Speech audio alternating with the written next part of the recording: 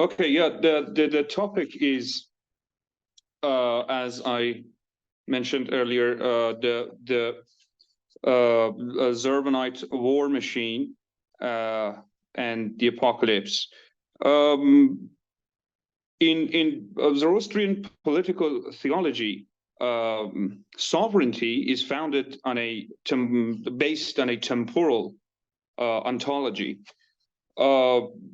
Time and history in this under this state apparatus they provide time and history provide the arena for a cosmotemporal warfare. In this war, the two deities, Ahura and Ahriman, the good and the evil spirits, dialectically replace one another as triumphant parties. So this is how history moves on in a kind of a specific kind of dialectical movement. History as a whole moves towards an apocalypse, at which time Ahura defeats Ahriman. The forces of the good defeat the forces of evil. The alternating victories of these two adversaries in this dialectical warfare constitutes the Zoroastrian state apparatus. The kernel of this state apparatus is to preserve the eternal return of the cosmotemporal warfare itself. That is, it's a defense mechanism against any aberrant movement that would defy this dialectical warfare. I will expand on that. But each war machine is designed to control each state apparatus is designed to control different types of war machines, which tend not to abide by its structure and power. But what kind of war machines are being captured and controlled by this Zoroastrian state apparatus, if we can call it? I call it the Zurvanite war machine. As we know, it needs like a lot of explanation. But to be very concise, I will expand on it a bit more. Zurvanism was a philosophy which was always kept at bay under Zoroastrian theology, because it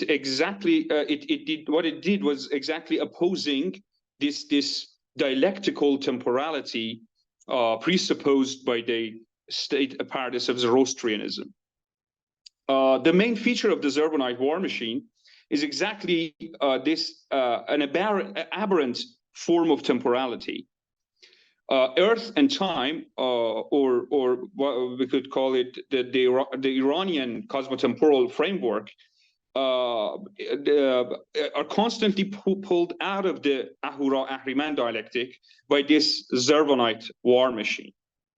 Zurvan, in this view, is a higher deity who is associated with a satanic force beyond and above the Ahura-Ahriman pair.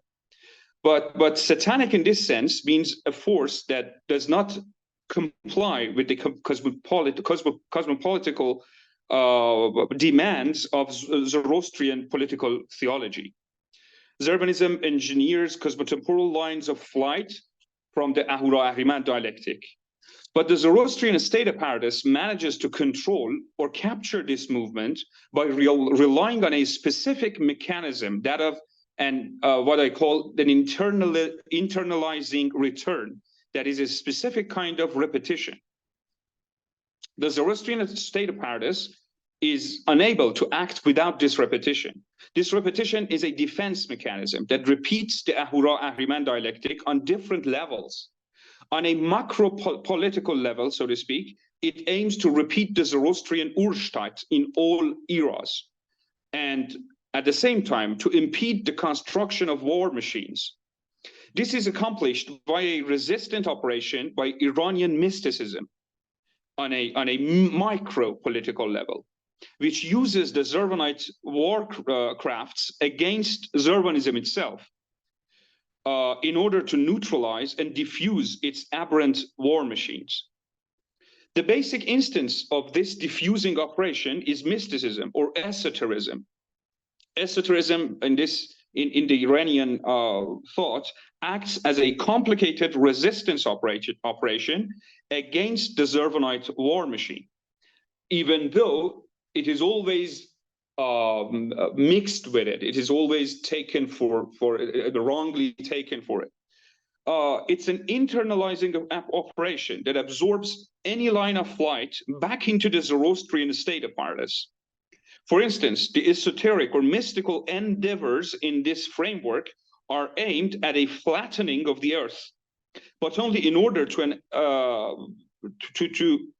turn it into an apparatus of psychophysical movement, a kind of sorcery that enables the mystique to drill the earth and establish aberrant underlying passageways in it, so that every war machine trying to escape the cosmotemporal warfare is esoterically brought back into its dialectical dead end, this time inside the person of the mystique himself, or in other words, towards the sun, which is personalized as the mystique.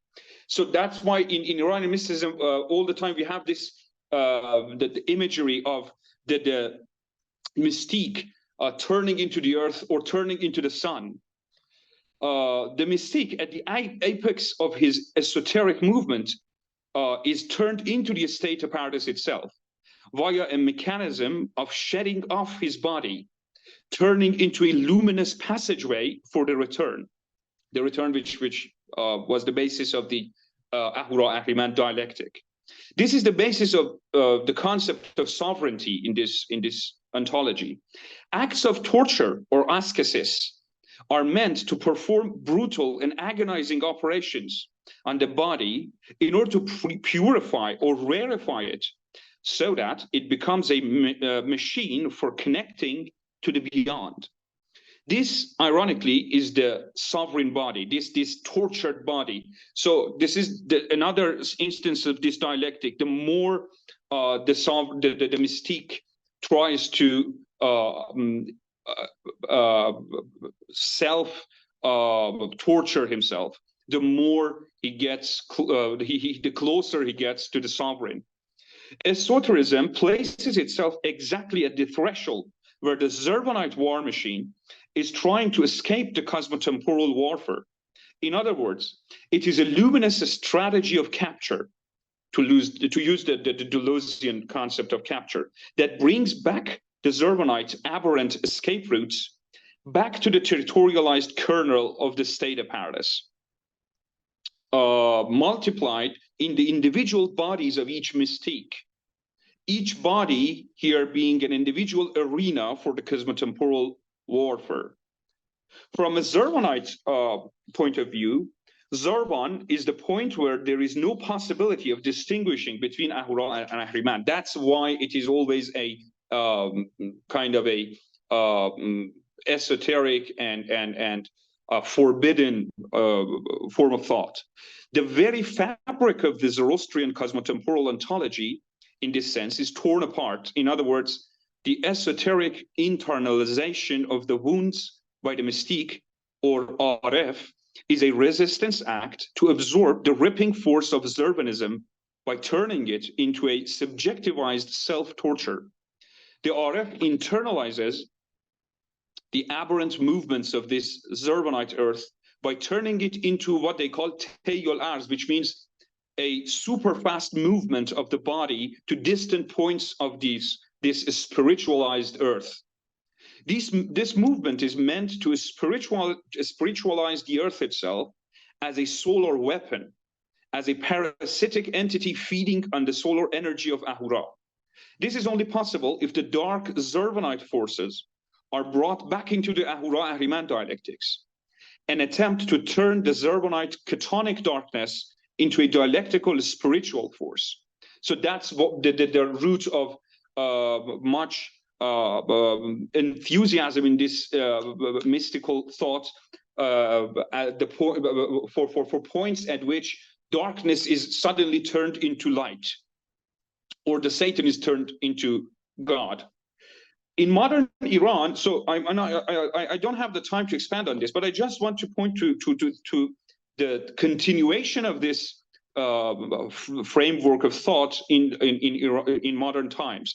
In modern Iran, this strategy was taken up by a very weird philosopher called Ahura and Fardid, who turned history itself into a paranoid repetition of the Ahura and Ahriman warfare, where modernity is considered the satanic force that represents the Zurvanite war machine and has to be controlled by a new kind of esoteric, mystical austerity and mortification.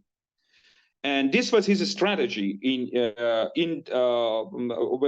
would accelerate history towards a kind of apocalypse, which he considered to be the end of history, at the point at which the triumphant Ahrimani forces are turned back into forces of Ahura, and actually humanity is saved from the fangs of Ahrimani forces. Okay, so this is just a very broad idea which has to be expanded into like a very an expanded kind of paper or something. But I think for the time being, that's what I have to say, and thank you for listening.